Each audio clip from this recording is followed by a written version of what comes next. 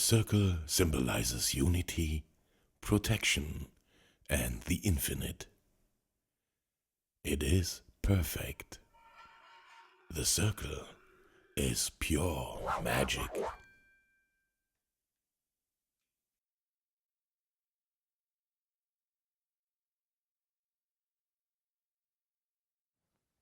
Welcome to the silent rings. In the first part of this masterclass, I explained my 7-ring routine in detail.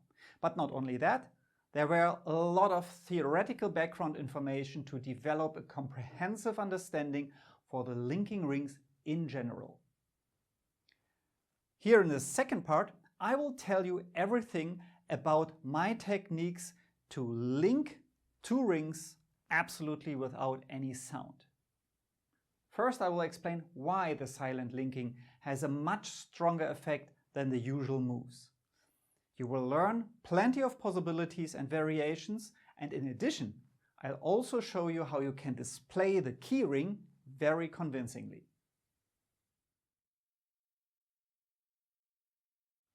Why are silent links stronger than noisy ones?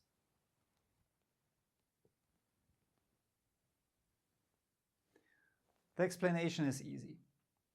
If you hit 2 solid objects onto each other, you expect a noise in the moment when they touch each other. Of course. However, if this noise is missing, it means there was not even a contact. And of course, you are surprised and astonished. This astonishment adds up to the wonder about the actual penetration. So you have 2 unusual things at the same time.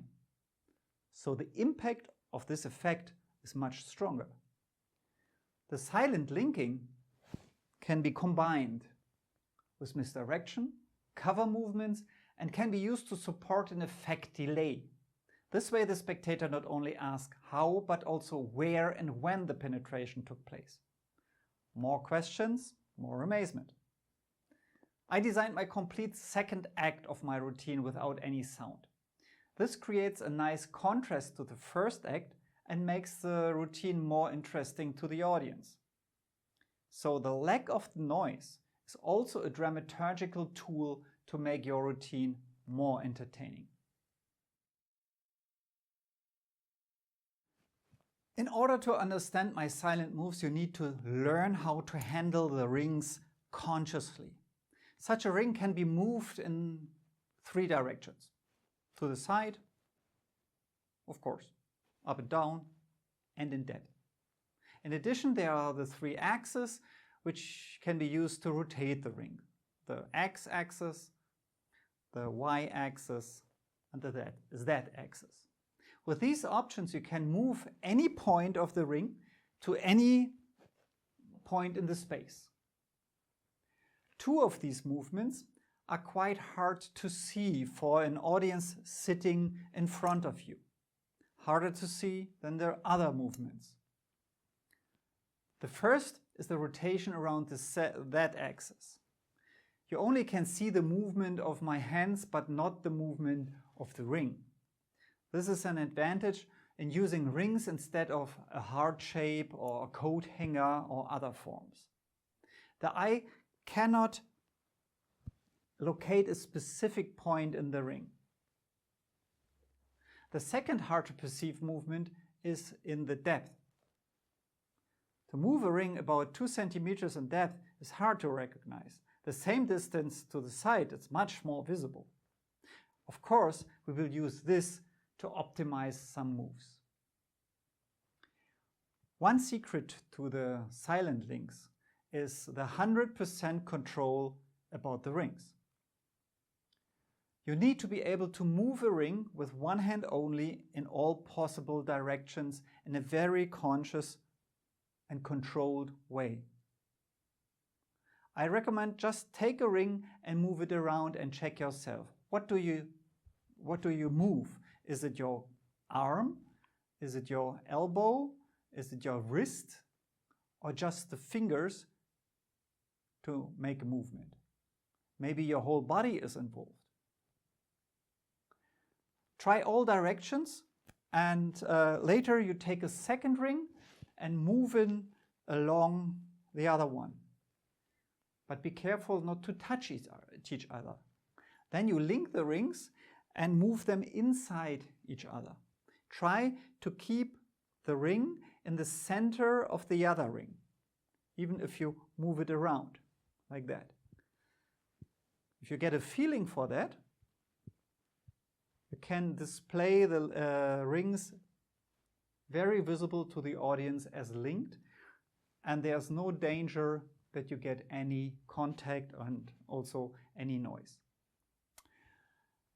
Another secret is how the solid ring moves through the gap. My rings have a diameter of 25 centimeters and the key ring opening is about 3 centimeters. When you move the closed ring through the gap, it should always happen in a 90-degree angle, like so. That way, you have the most room and the most tolerance to pass through without touching the key ring. If you move diagonally, for example, you have much less tolerance and the risk of a contact is much bigger. If you try it like that. Ooh, yeah. You see it here very clear. If I want to pass the ring through the gap at a 90-degree angle, I have several options to do so. I can pass the ring through from behind, from the front, or from the top. I can even pass it horizontally, like that. It's all a 90-degree angle. All movements should be performed smoothly, but not too slow. Otherwise, the spectator has too much time to look at the overlapping parts of the two rings. As soon as you have understood and successfully practiced one of the links or unlinks, I recommend to try the movements with eyes closed. Just close the eye and try to do it without any noise. You will be surprised how well this works. The purpose of the whole thing is not only that you no longer look at your hands, but it also is a kind of self-check. If you really have understood and you really have developed a feeling for the rings and the movements. So now I think you're ready to learn your first silent move.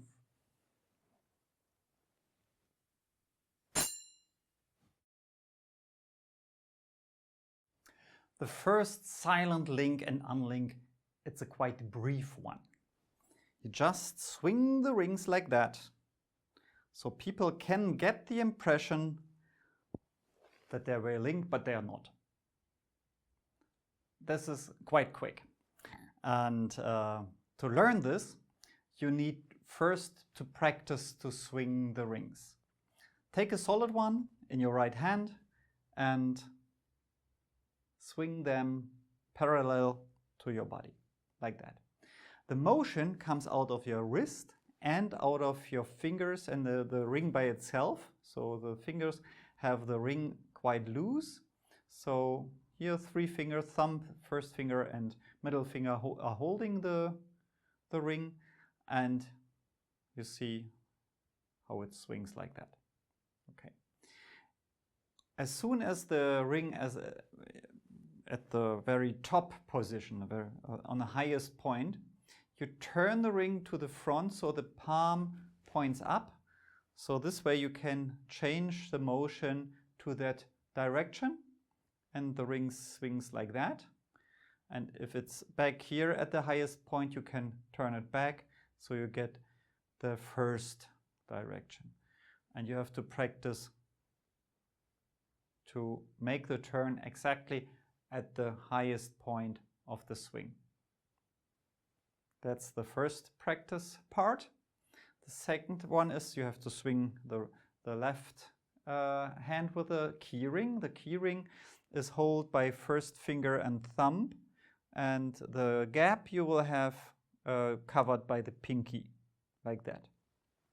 So if you learn to swing them parallel, you will see the the key ring, you cover the key, you cover the gap, but when you, as soon as if you go in, you swing a little bit more, so the gap has a little space here to let the ring through, and the pinky and the ring finger are moving a little bit to the front, so I can pass here through the gap. Yeah? But this is in the swinging motion, and yeah, you need to find out the timing for that.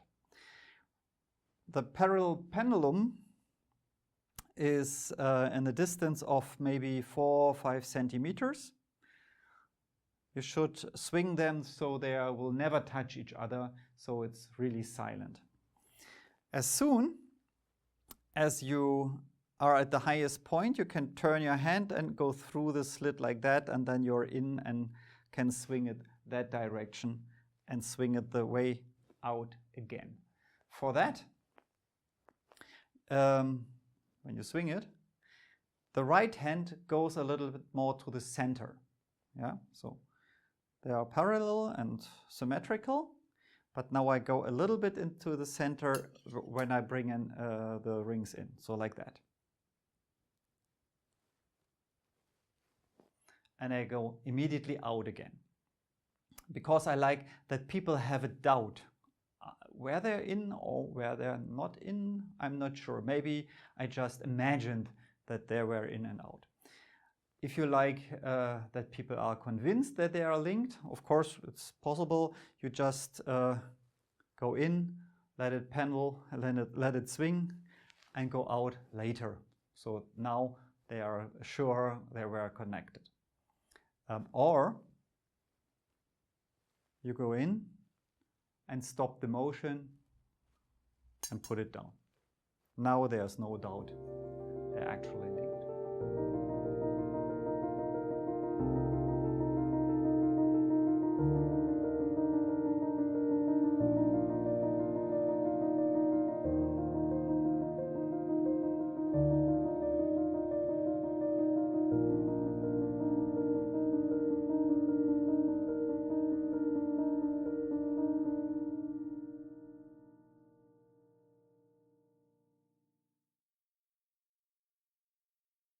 So this move I really like because it plays with the expectation and the attention of the audience.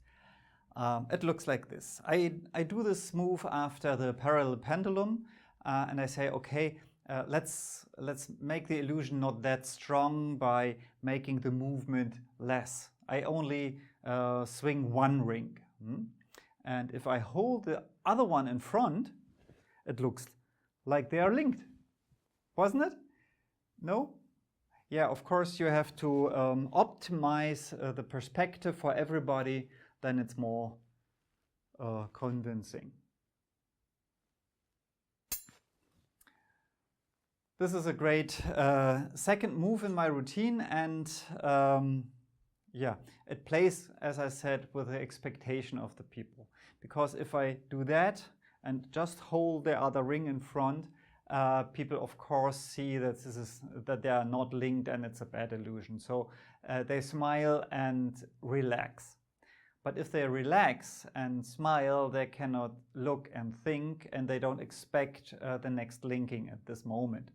So perfect moment to go in. And because there is no sound, people miss the moment where it is. And also the movement is quite good constructed because yeah, the moves are in opposite direction, and the rule, the big motion covers the small motion, again is here applied as well. So step by step, how does it work? You have in your right hand the solid ring, in your left hand the key ring, hold as before with thumb and first finger, and the pinky and the ring finger are covering the gap. Okay, so you start with your left side to the audience and you start to swing the ring like that. Now the timing is very important because you have to synchronize this move and how long you need to take the left arm up to bring everything in that motion so you can go this way through the slit. So I found out it's the best if I start to move this hand when this ring is at that point to the very front, because the time the ring needs to swing back, it's the same time I need to bring this ring up. Okay?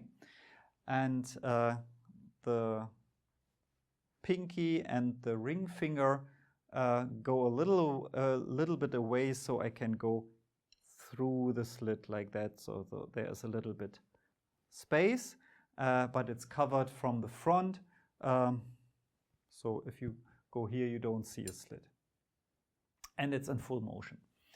So front, back, front, go up and come in. So this is the full speed. It's hard to show in slow, but you will see a slow motion at the end. The movements are quite nice because when I come up here, this swings back. So these are opposite directions, and you cannot perceive opposite directions very well. You can only follow one of the rings. Both, it's not possible for the human brain. So this is one very good thing to conceal everything and to cover the technique. And then I do the exposed view here. When I go through the slit, it's just this little motion to go through, and I will stop in the center of the solid of the key ring. But the solid ring is moving too and makes a quite big motion. It comes from that point all the way to that point. And this huge motion covers also the small one here. So this is why you cannot perceive anything suspicious in that moment. And you don't expect it at that moment. That's also a good thing. You see the effect as soon as it's far too late, and because you haven't heard anything, you have no chance to know when it happened. So once again, you swing this and can show it from all sides. Of course, pinky and ring finger are covering the gap. So this is the change of the perspective.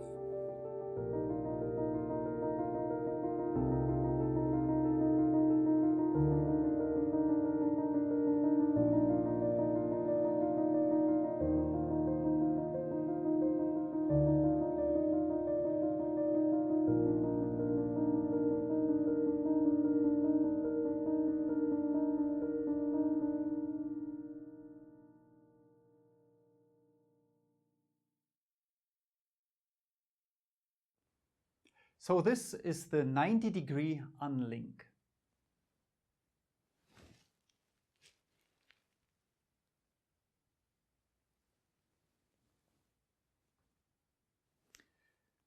For that, you hold the solid ring into your right hand and the key ring in your left.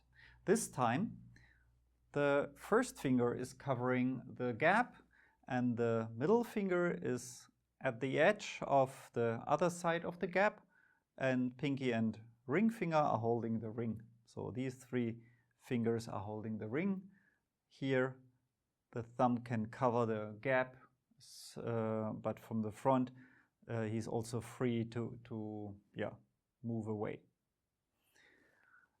The starting point is you have two linked rings, and the solid one is the top one and is hold 90 degree to the key ring, if you look from above. The gap is located at about 10 o'clock from your perspective.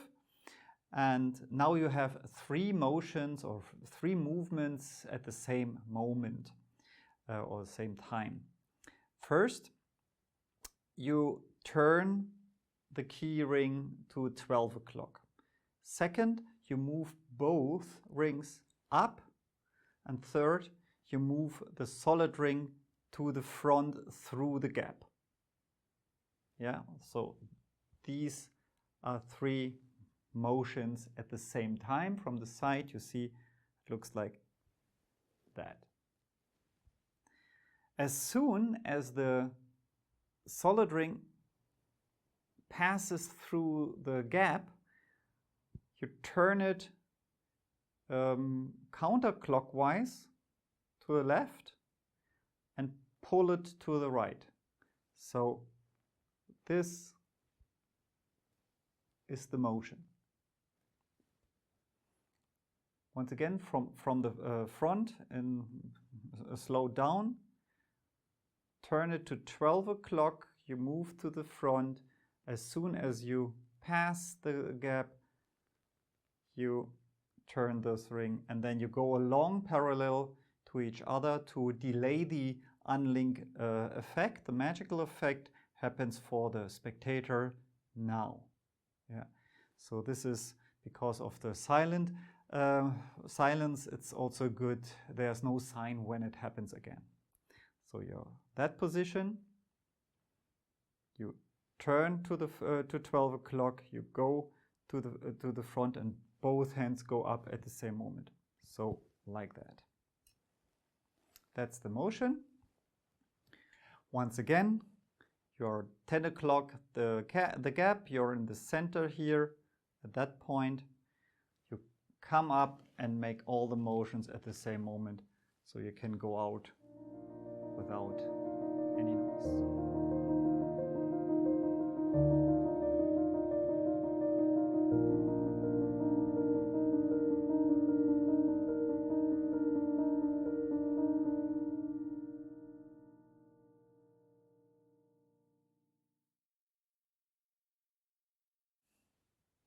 So this is the angry version of the 90-degree unlink.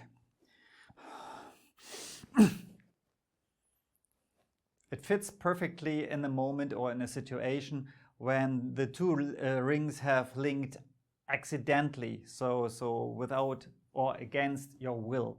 So you're a little bit angry and you pull them apart, and there's no noise. And this is quite astonishing as well, because people cannot imagine that you can control the rings with just a rapid movement, but you can.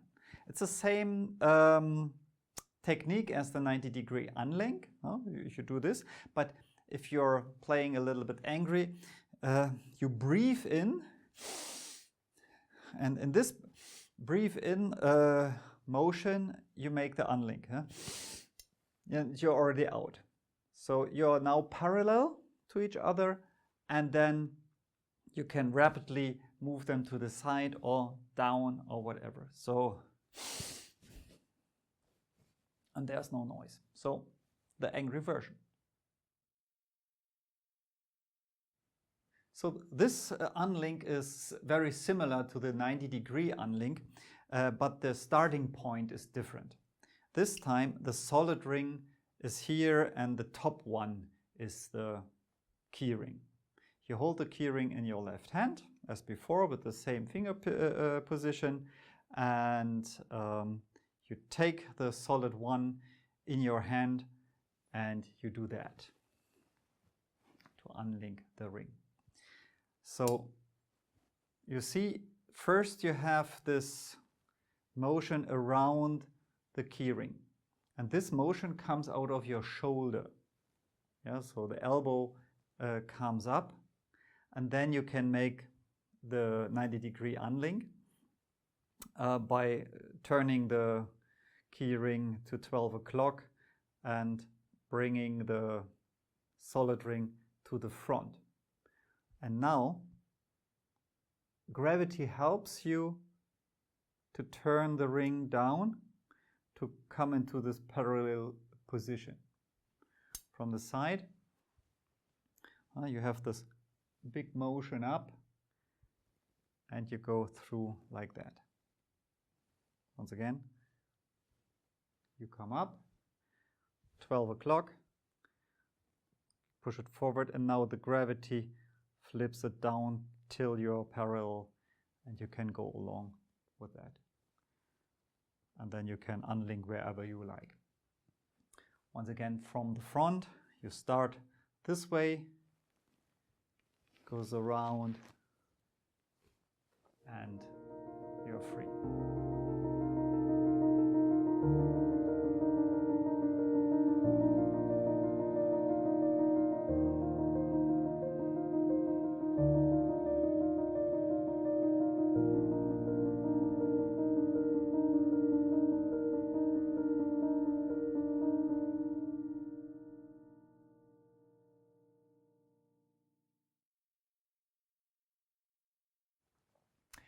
This is quite interesting.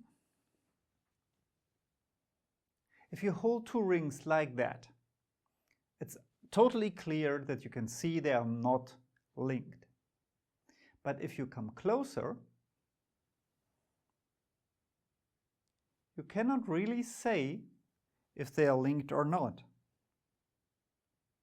or the moment when they are linked, because it's all a question of distance.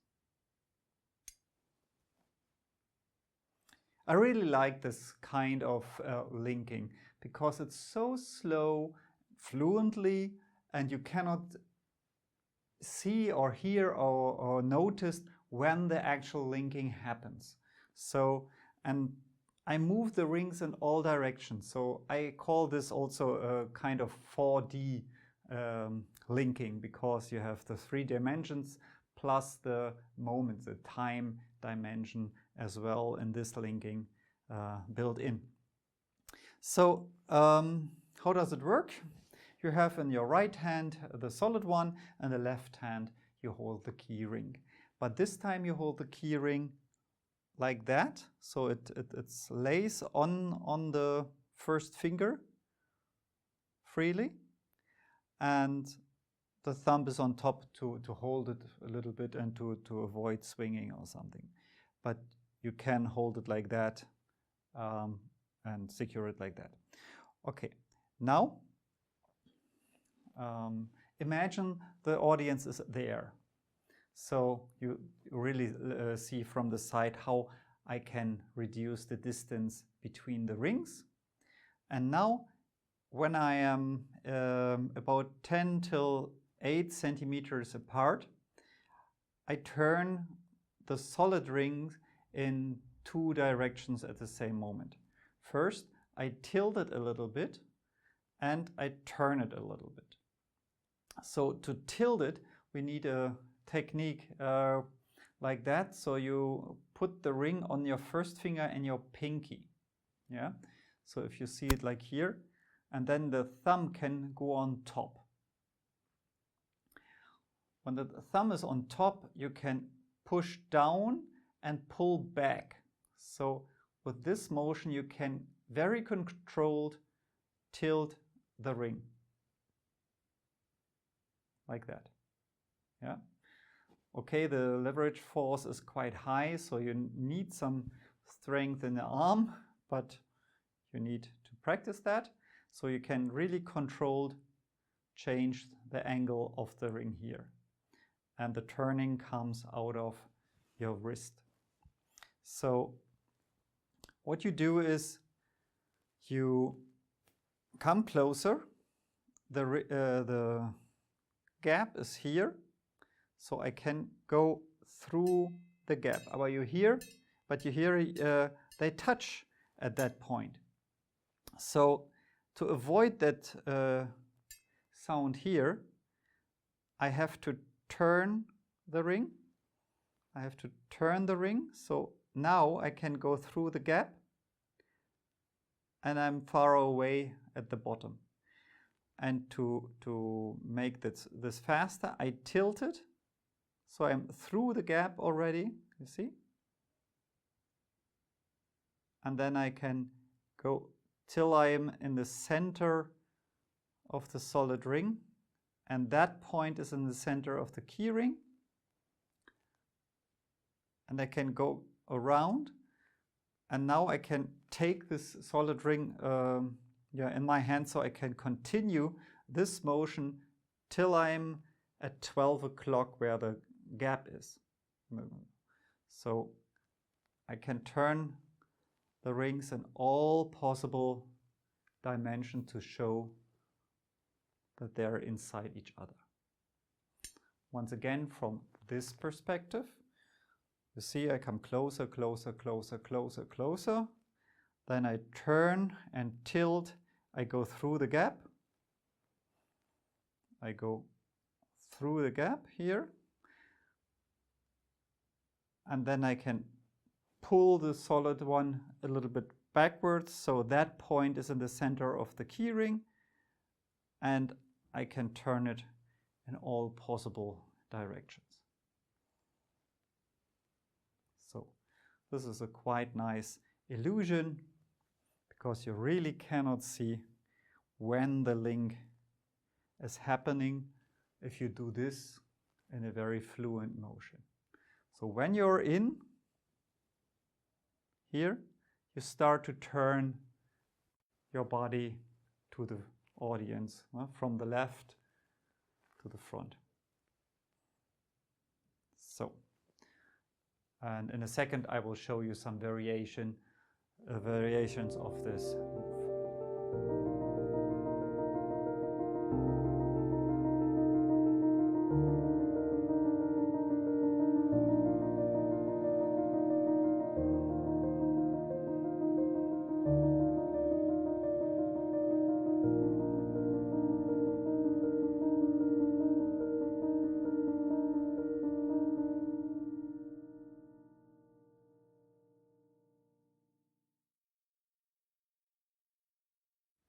So this is the first variation of the question of distance. I call it hearable quiet. This is a nice thing because it plays with the contrast of sound and no sound.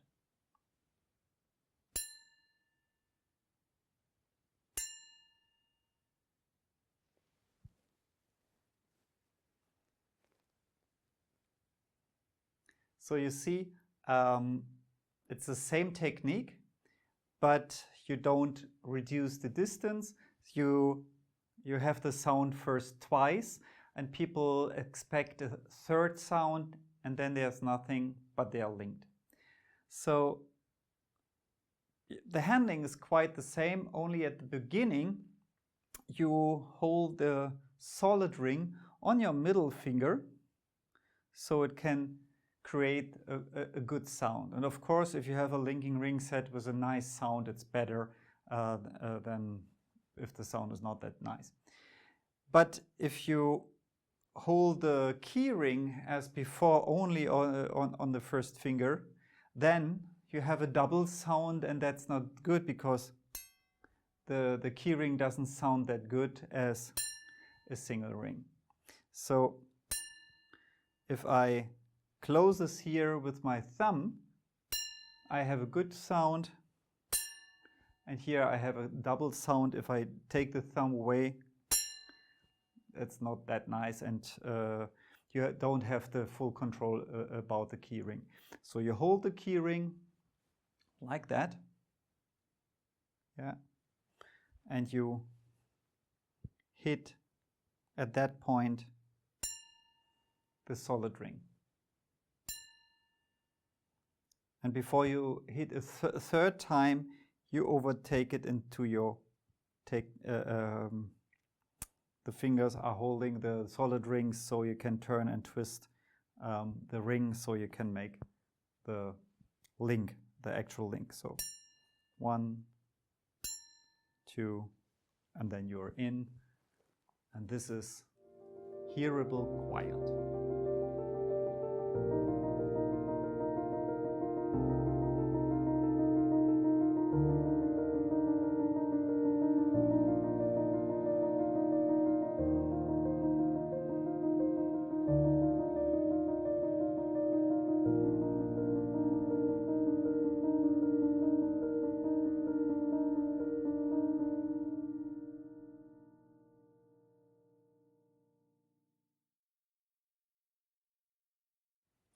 So this link is also a variation of the question of distance.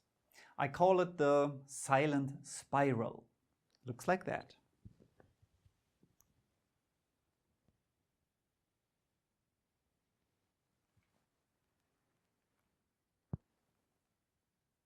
I really like these fluent motions and yeah, this quite elegant way to link these two rings.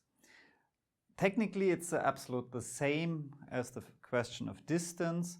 I just have these spiral move and yeah, as a checkpoint, for instance, is don't move too fast. So the spectator can really follow the move. Then you start outside of each other, so no overlapping of the rings. Then you overlap the rings, and then you go in and can show them linked. So this is because of the yeah, radius is reduced. You get this spiral thing. That's the reason for the name. And you rotate them parallel about 5 centimeters, 6 centimeters away from each other, and then you can turn and bring them in this fluent motion. Of course, there should be no stopping or slowing down or speeding up. This has to be in a fluent motion that you go in, and then you can show it in all dimensions as linked in the same motion speed as you do this also. Yeah. So just not too fast. Bring it in. And you have a beautiful link.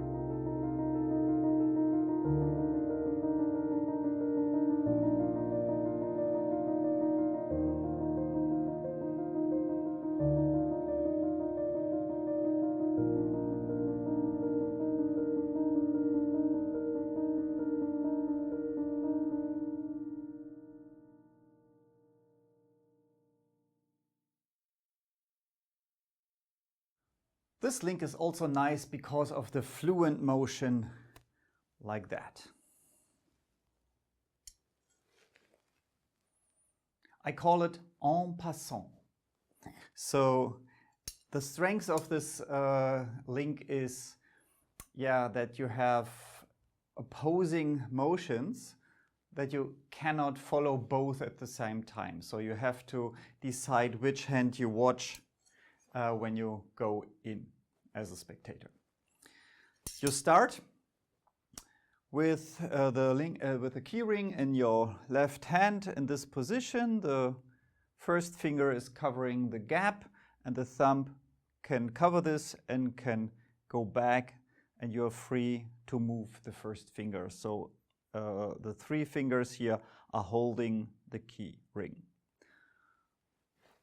As a pre-practice thing, you can move the ring, you can practice to move the rings parallel in front of each other with a minimum distance, yeah, but without touching each other, so you have no noise, like that.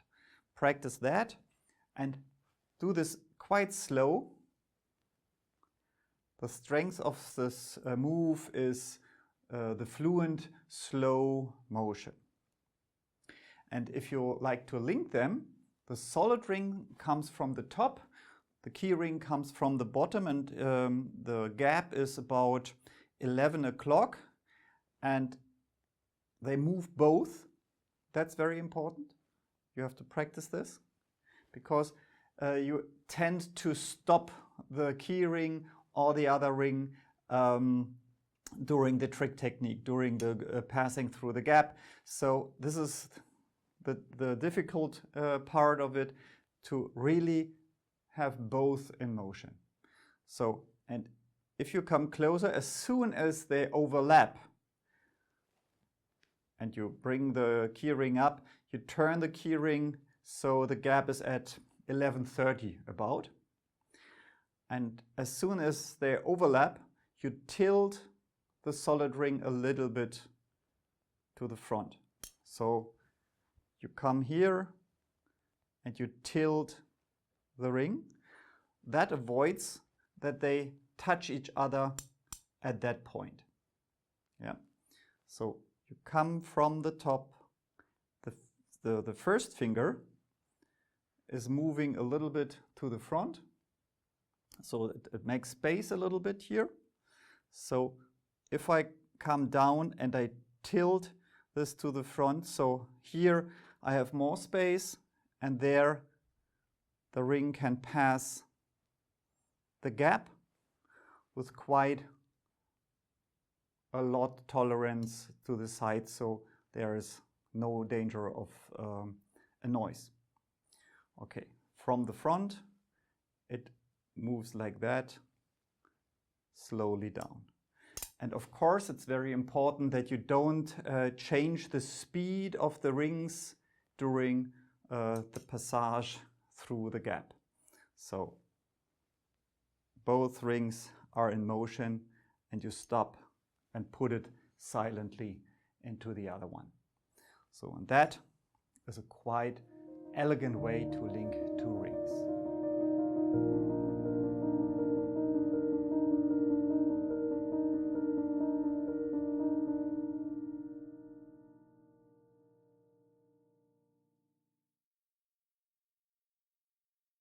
So this unlink is quite well covered by a body turn. Looks like that. You show two rings are really linked, and if you show it to the other side, they're already free. The starting point is you have the solid one in your right hand, and in your left hand you have this key ring at the finger position here. The first finger is covering, 3 fingers is holding, and the thumb can go on that place or cover the whole gap. That's important because you will show the rings from that side to the audience, so you need the thumb to cover the gap. Okay, so that's the starting point. The solid ring is on the top, and the key ring is the bottom ring. Your body is looking to the left side of the audience, not full turn, but half turn. And your body turn will go from this perspective, so you see the left part of the audience, and you will turn to the right part of the audience. That's the body movement. To go through the slit, you use this technique. You start to move the ring to towards the key ring, and then from the front you start to tilt the ring a little bit to the side. So this way, if you loosen the grip of the right hand, it will start to turn to the right side. On the front, it's a big motion. On the back, here at that point, it's a quite small motion, and this small motion goes through the slit. Yeah. What you like to do is you like to come from the 90-degree angle, if you watch from the top, to a parallel situation where the key ring is is between the solid one and your body. So that's the turn. And you turn your hand palm side up, so gravity will help you to make the move, like that. And this is a quite a big motion here, and a quite small motion at the gap. Yeah. And if you're here, you turn this your left hand a little bit upwards from 10:30 to 11 o'clock. So if I take the fingers away here, you see the ring can pass the gap quite with a big tolerance again. So, and this is working even if you don't move your body, it works. But if you because the big motion here is covering the small motion there, But if you turn your body in this situation, it's even better hidden. Okay, so and that if you're open to the audience, of course, you have to cover the gap with the thumb, and you take it away immediately when you're in the big motion and you can go out. So this is also a nice thing, that you look into the audience in this moment and then you can go out. But my recommendation is not to stop the motion, but being slow, but in a continuous motion till the ring is free.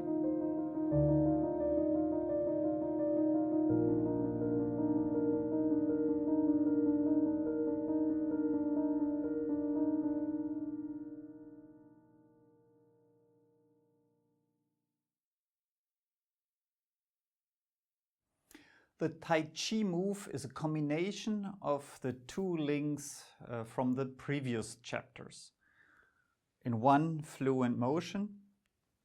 Looks like that.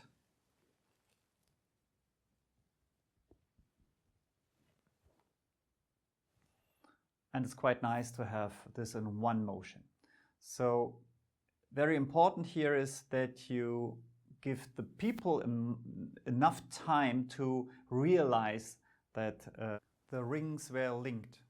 Otherwise you would have no effect instead of two. So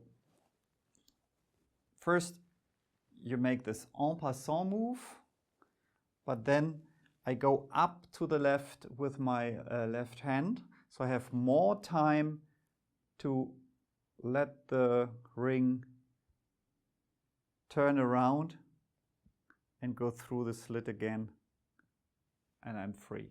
So people have time from here to here to realize that the rings are linked, and as soon as they have noticed that, they're already free again. You can spin the ring once at the end because you're in the perfect situation for that, but it's up to you. It's a matter of taste. Just go in, slowly out, and that's Tai Chi.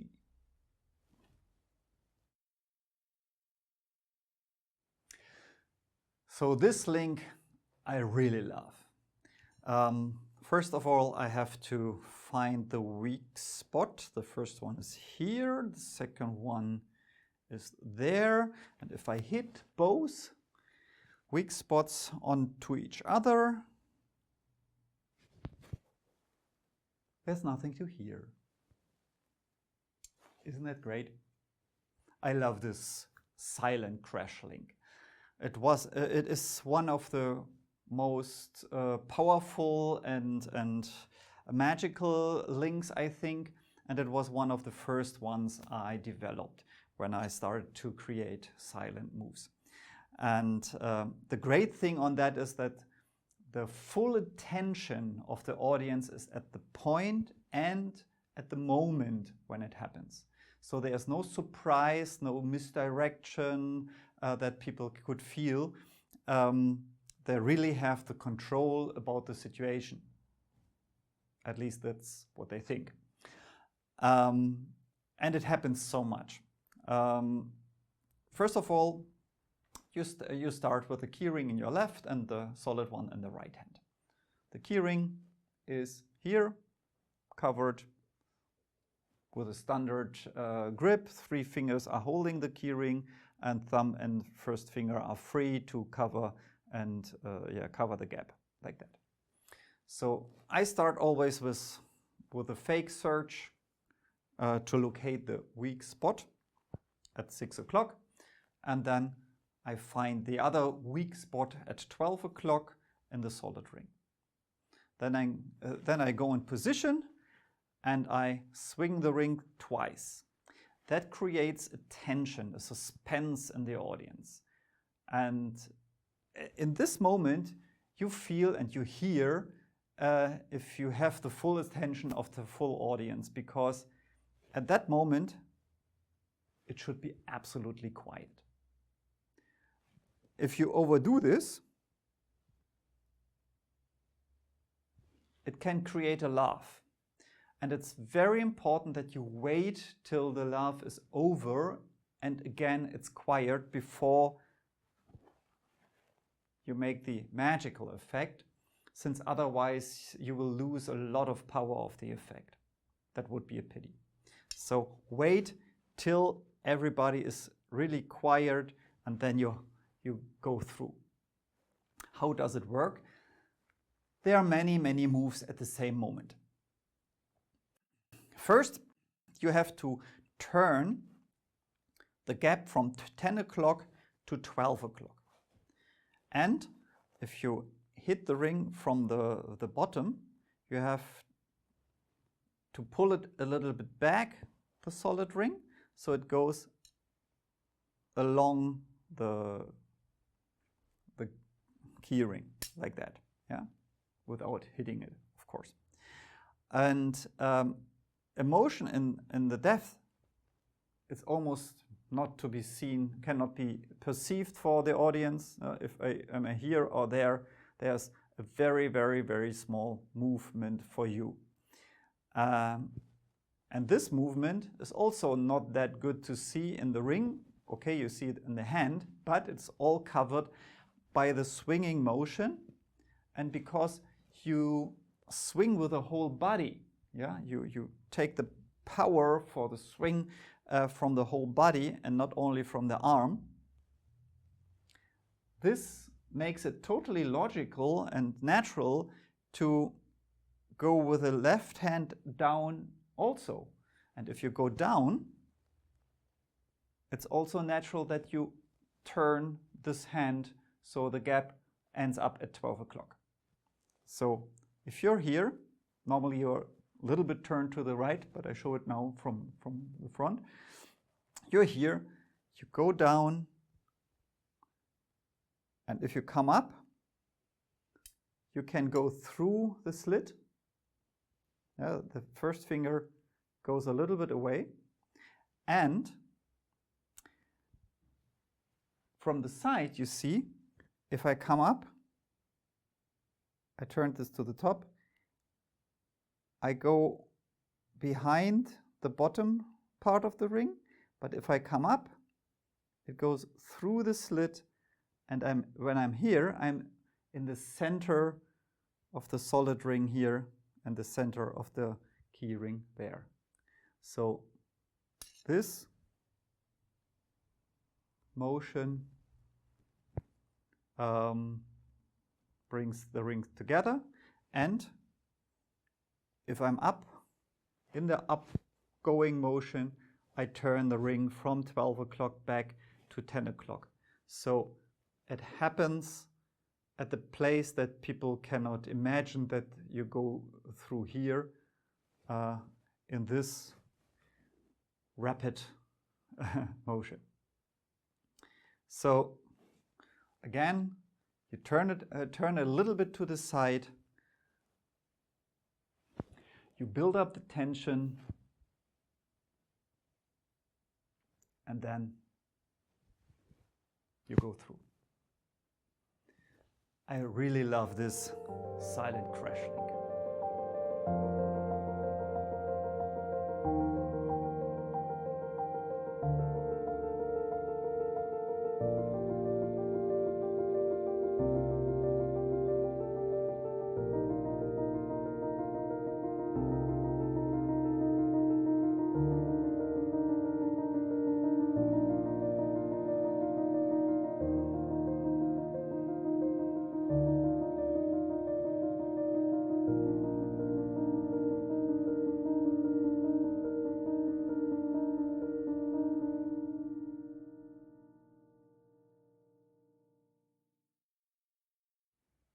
If I perform the linking rings, this unlink is the moment in the routine I'm really looking forward to.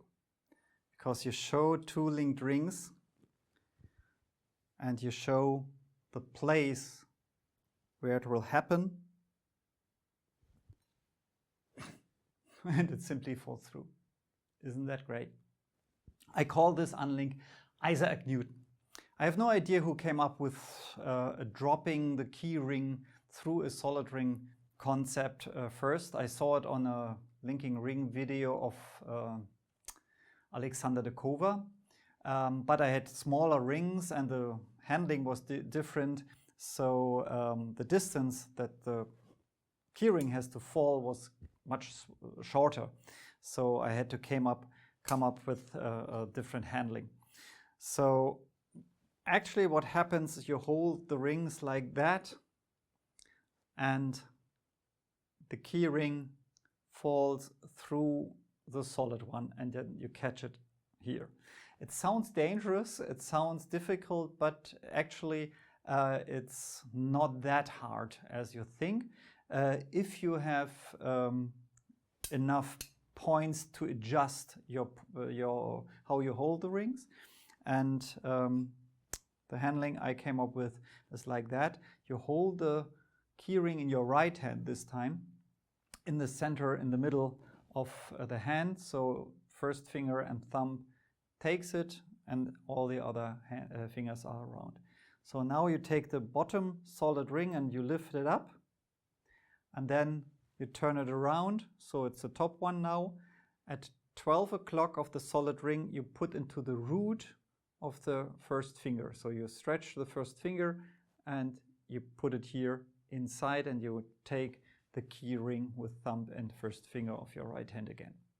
So now you have here a little knuckle of your thumb. So this is a point where the solid ring can not turn anymore in that direction. Yeah, so it's quite solid, because one of the most important things is, if you watch the scene from the top, it should be a 90-degree angle. Yeah. If you have a 90-degree angle, you have lots of tolerance. You can use the space of the gap fully. And if you have not a 90-degree angle, it touches one of the edges much easier. So make sure you have this 90-degree angle, and now you have to find out for yourself where to place the gap before you drop it. It depends on your size, how tall you are, how you hold your hand. So the adjustments possibilities are in your elbow, in your wrist. Yeah, you can turn the key ring so you have your 90-degree angle, and you can turn your arm like this, like that, just so you can adjust how the gap is falling down. Watch the scene when you try it. If you hear noise, you need to know if it's the front or the back which touched the solid ring, so you can adjust it for the next try. So you find out how you have to hold the gap, and then you hold your hand here, you point to the position where it will penetrate. So you drag the full attention to that point here, and then you wait. You wait till the audience is absolutely quiet. And there's this tension, this expectation, what happens now? And in this full attention, there's no sound and it falls through. This is so strong, the reaction will come immediately, and you're in a great position because you just have to spread your arms and you're in the applause posture. This is great. And yeah, one of the most magical and strongest unlinks I know, and that's the reason why it's the last unlink in my second act of my 7-ring routine.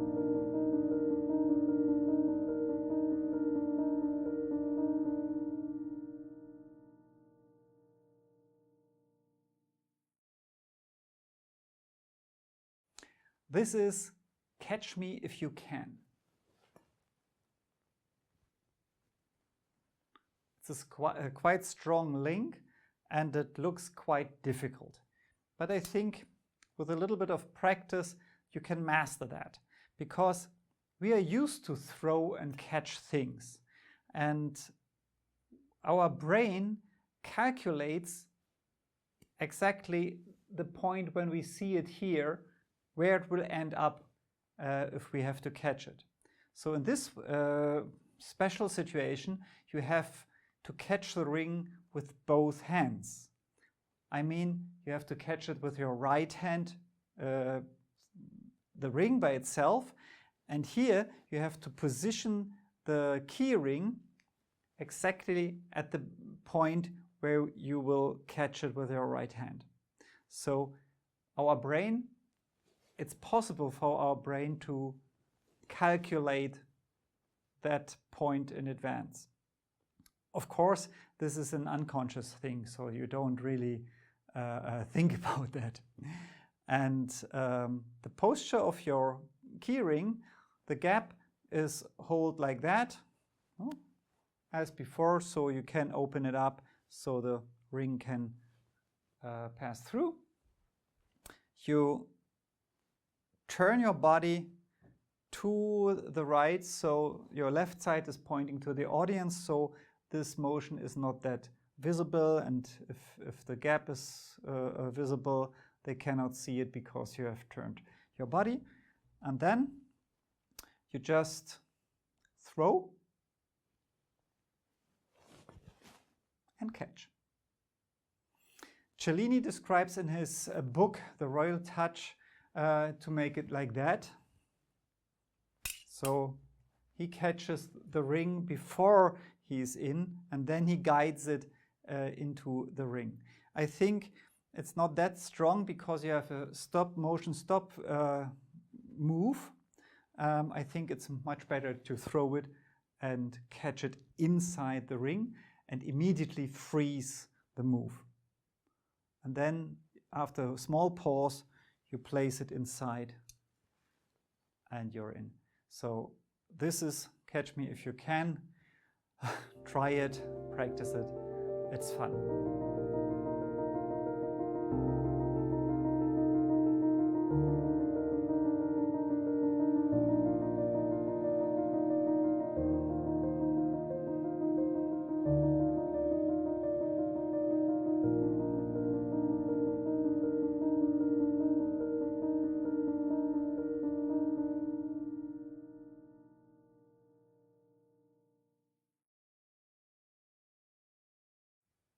So believe it or not, it's possible to link two rings from this posture in a fluent motion without any sound.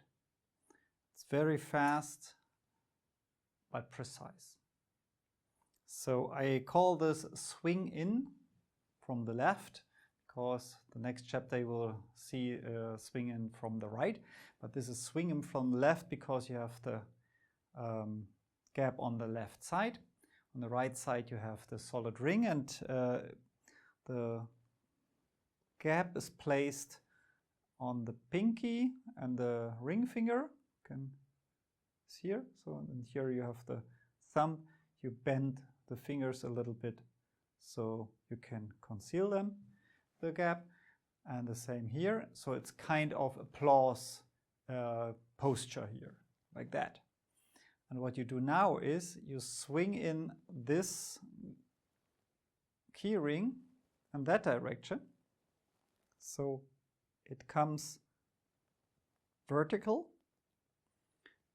and the right hand swings the ring horizontally. So you do this by having it on first finger and pinky, and the thumb comes on top, and you can bend the ring, not bend the ring, but yeah, turn the ring like that with this technique. So if you do this in the swinging motion, also the gravity helps you to bring the ring horizontally through the gap. So it goes in slow motion like that.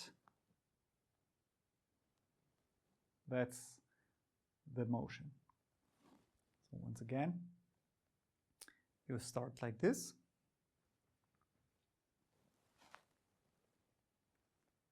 That's in full speed. Once again, in slow motion. You bring this up so it's horizontally. You bring this vertically and it goes in a 90-degree angle through. And if you're in the center, both rings turn a 90-degree, so the solid ring ends up in the center of the key ring. Once again, like so. So the fingers, if you swing it up for a brief moment, they open the gap so you can get through like that. Last time.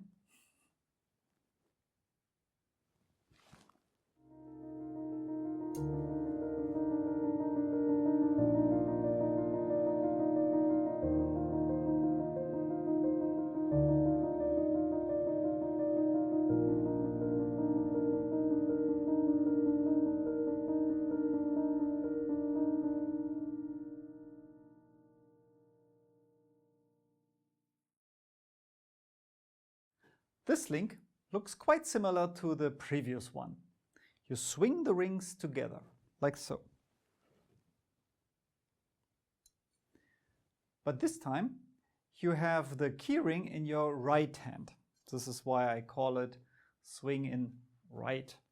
Yeah, you hold it on your right palm. The pinky conceals the ring and the gap, and you hold it here with the thumb and first finger, like so. The fingers are curved, so they are concealed from the front, like that. And then you swing both rings. The left ring, you swing just like that, 90-degree, so you end up vertical. The left one, the right one, you swing 180-degree, so you end up parallel to your body. And in that motion, you hook in the ring here. So you need the gravity so that it swings around. So you need some speed to go through the gap here. So maybe you can see it from here better. You go through like that. Once again, from the front, you hold them like that. This one goes vertical. This one goes vertical too, but 180 degrees, so it's parallel to you.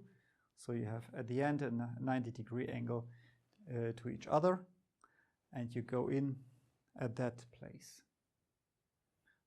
Pause a little bit, you freeze here, and then you can place it down.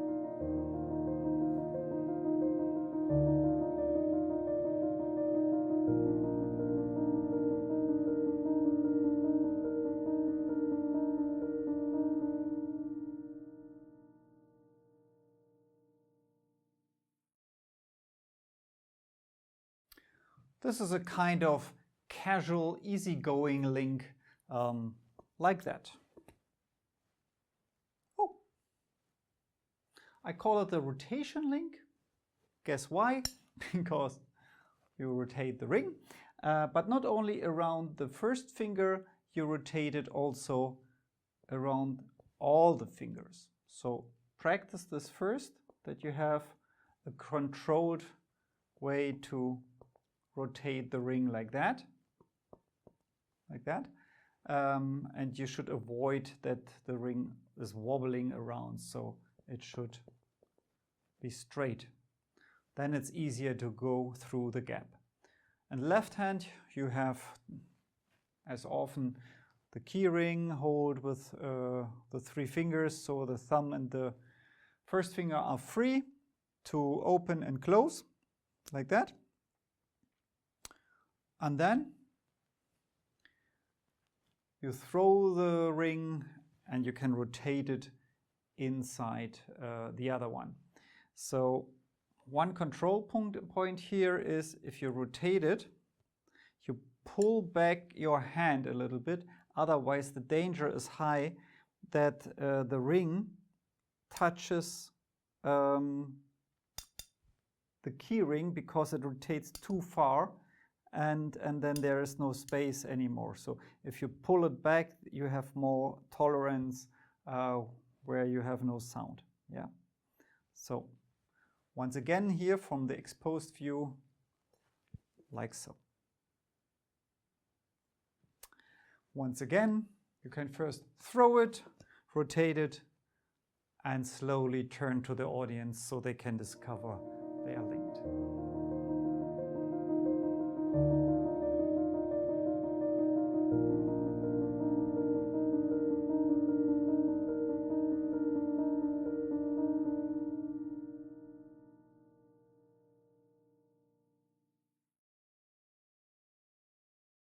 So this is the last unlink I can show you on this video, and it's the latest I have developed.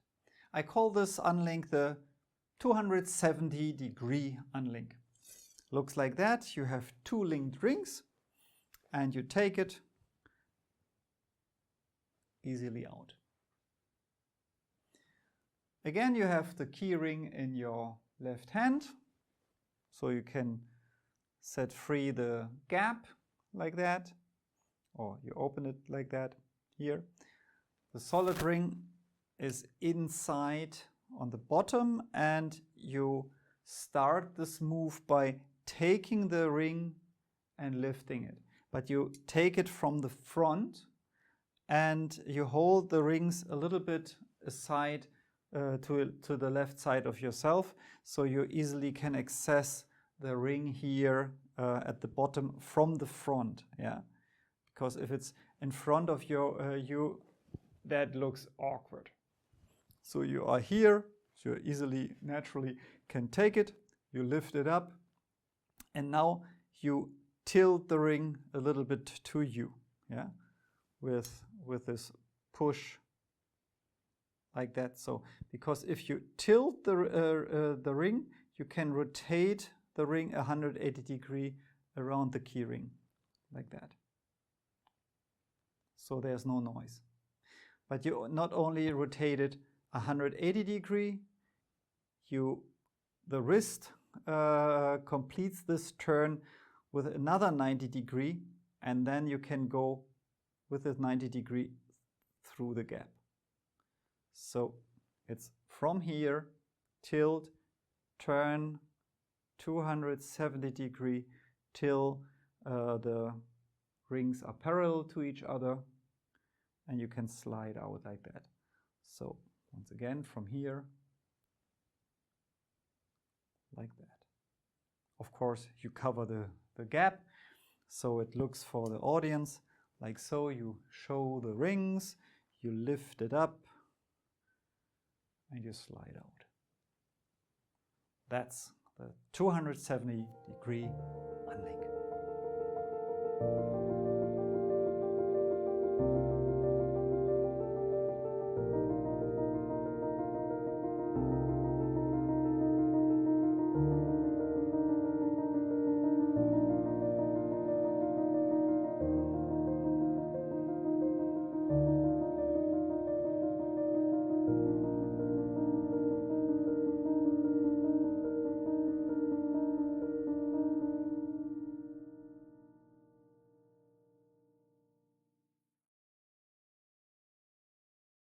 After all the links and unlinks, I like to add also some displays for single rings or for a chain of two. So if you have linked the rings, for instance, like that, you can show both rings as solid, for instance, like that. As on the first part described, it's a fake double display of the same ring, of course, but this time without any noise. What you do, you have the keyring in your left hand, and you take the ring, lift it up to the center of the keyring, and then you tilt the keyring a little bit to the front, so you can easily rotate this ring by pulling it up 180 degrees. Then you place the solid ring into the root, so you turn this hand a little bit of the thumb, and you can overtake the keyring, and then you can tilt the solid ring also a little bit to the front by turning it back down. So this is the basic move, but you do this in a motion by turning your whole body from the left to the right, and if you do that, you flip the solid ring over. I do it again. So lift it up, you tilt that a little bit here, turn it, put it into the root.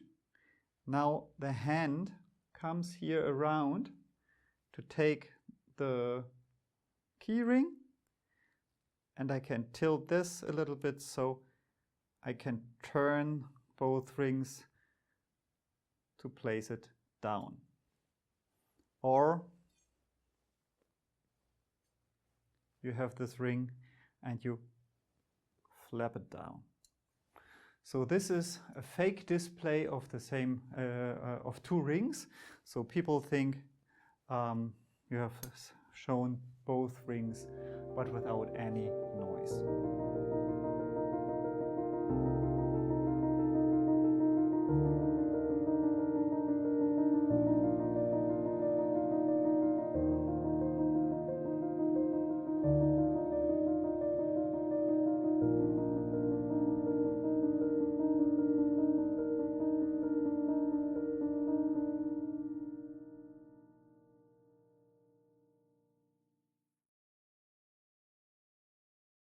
If you perform the linking rings, you should have a repertoire of several displays or handlings how you can show a single ring to the audience.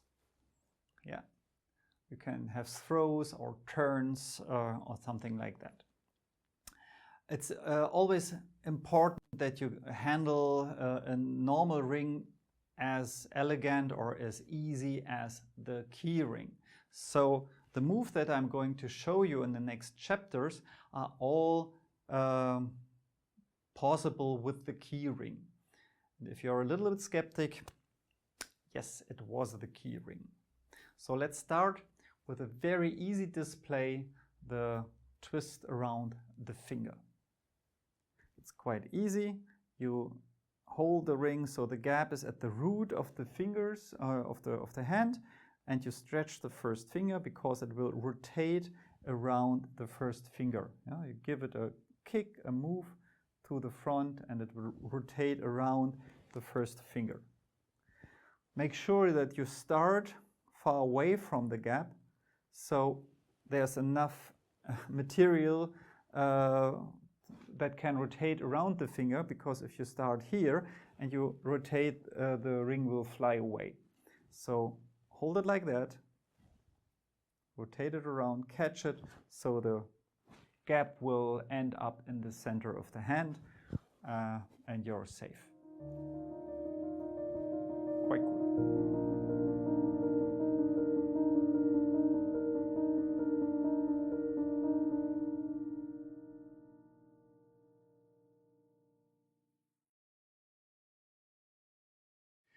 This is a little flourish you can do in between every move. So just a little flip 180 degree of a ring. You can flip it 360, like so, but it's not that safe. I think 180 degree is cool and enough. You just flip the ring like that. So you hold it on your hands, and the first fingers, they kick it a little bit towards you, and then you catch it again. So it's quite easy. Just try it. Of course, the key ring has to be hidden in the palm, and you have to turn a little bit so the audience cannot see the gap. Yeah. Here, the exposed view for you, just like that. Try it.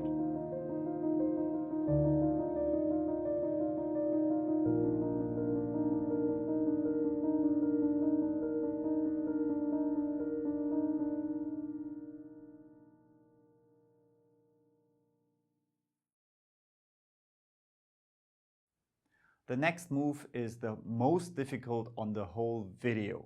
Looks like that.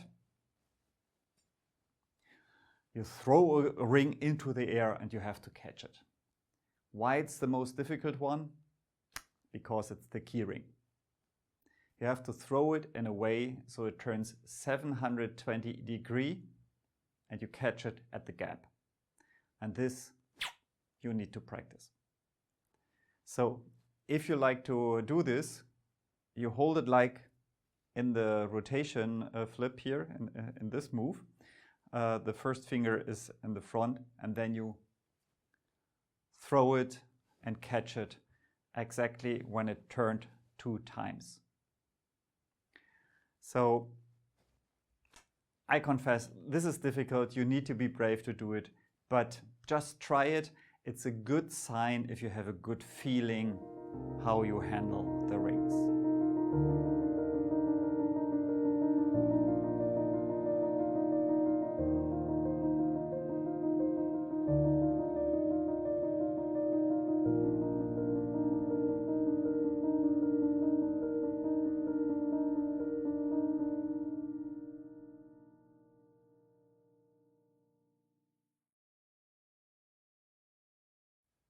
So the next move is much more easy. It's just showing a ring that on every spot it is solid and there are no gaps, like that.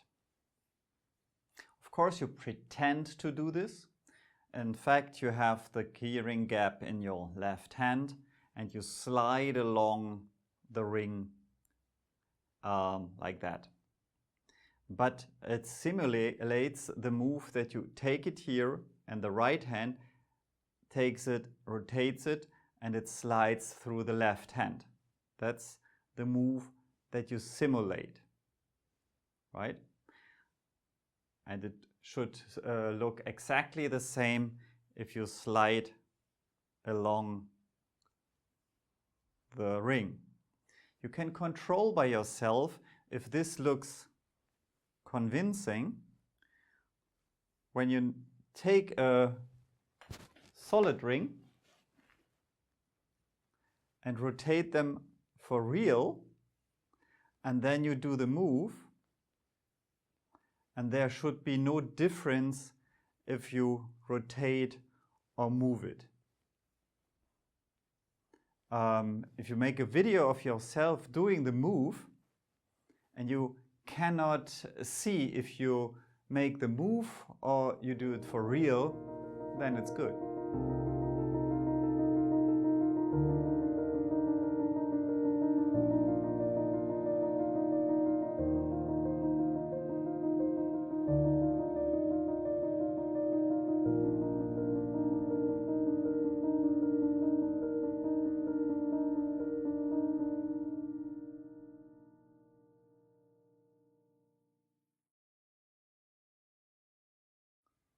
So this is a casual way to display the key ring. Just flip it over.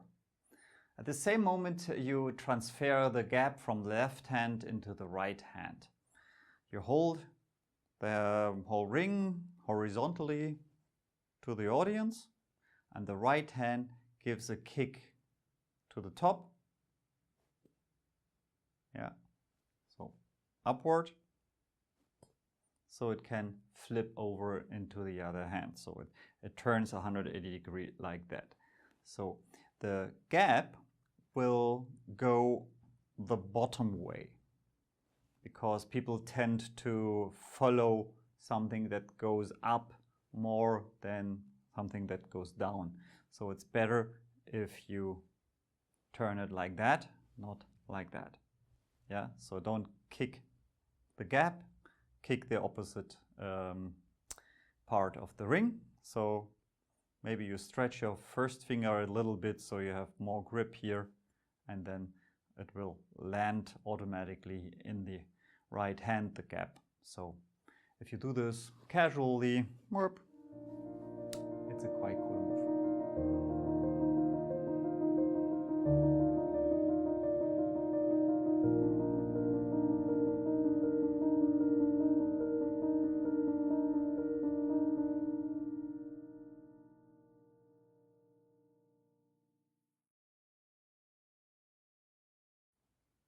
A variation of the flip is the swing flip. So it looks like that. And it's also a kind of cool move. You start in your right hand with a gap and hold it horizontally as before. And now you let the ring swing back and forth. But instead of holding it here, you let go. Yeah? So if you let go, the ring will fly to the other side and you can catch it and it swings again once back and forth. Once again, so you have to go a little bit to the front so you don't touch your body like that. And I would, you can do it backwards again, but I won't do it too often. So if you overdo it, it's not good, I think. So just have it just like that, period. I think that's quite good. So once again, you have it in your right hand, back and forth, let go and catch. So this is the swing flip.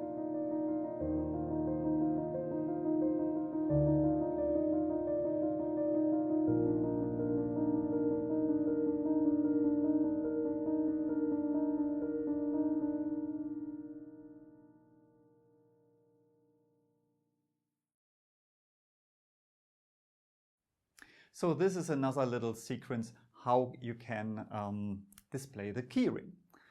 You look for a certain point, and then you find it. So this flip is made like that. You have here the gap on the right side. You flip over the whole ring, then it's on the arm, and you can take it here again and drag it along the arm as a cover and bring it into your left hand. So with the flip, you also transfer the gap from the right side to the left side. The exposed view is like that. Yeah. You flip it over, take it here, and drag it. When I developed this sequence, later on, I read in the book of Cellini, The Royal Touch, the same thing, but I added on top of this normal sequence, which I thought it's not that natural, a little motivation, so it becomes a natural move. Because my motivation is there's something on my nose, so my inner monologue is, I have to touch my nose, and then by accident I let go the right hand too late. So I give the ring for that an impulse to flip over. Yeah, so it's something like that. So it's not that. It would be I flip it over and then I go to the nose. No, I go to the nose and on the halfway I let go, and people cannot see the gap here. Then I touch my nose and I go back. If you wear glasses, of course, you can search for your glasses. You can touch your glasses and do that. But something on your nose, it's the same motivation. So this is a quite natural way to make this move, make sense.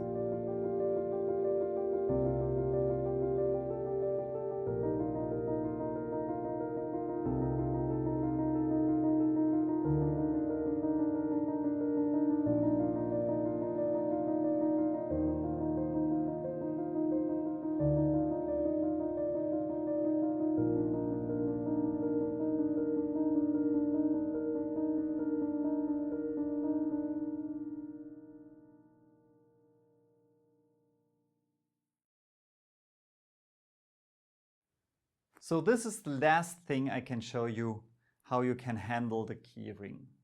Sometimes during a routine you're in a situation where you need your hands free, so you have to place the key into your arm. And later you take it back again. Okay, you can do it like that, but I think there is a better way, because if you place the key like that and take the gap again, it's a quite closed secret thing here, because that's the only point in the ring people cannot see.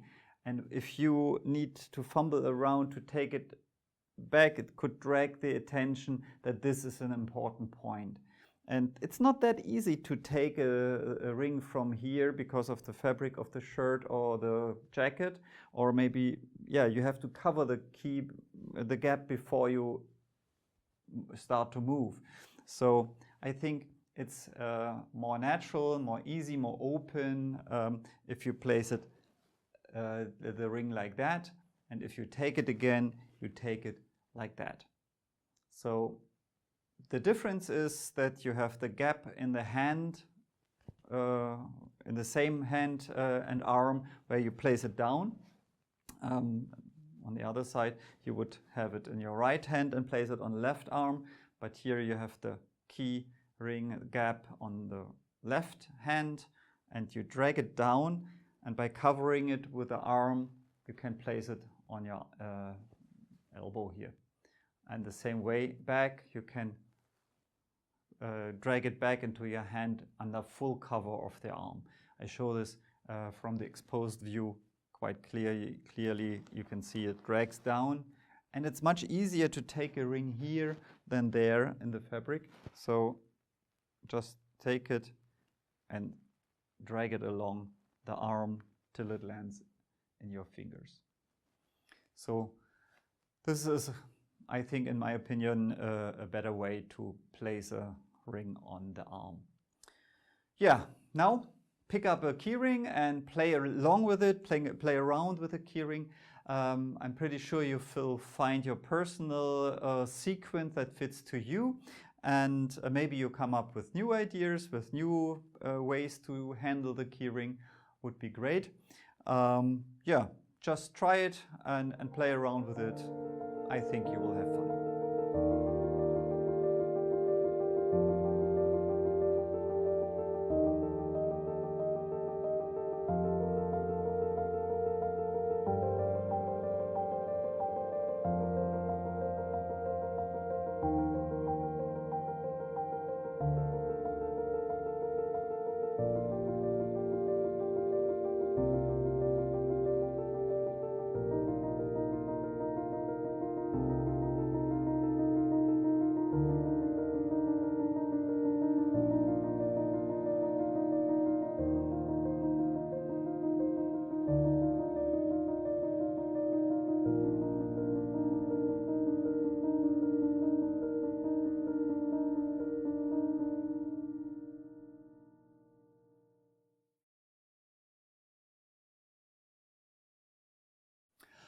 We are through. Done. Now it's your turn. I hope you are as fascinated by the silent linking rings as I am. But please be careful. In this fascination, there is also a danger.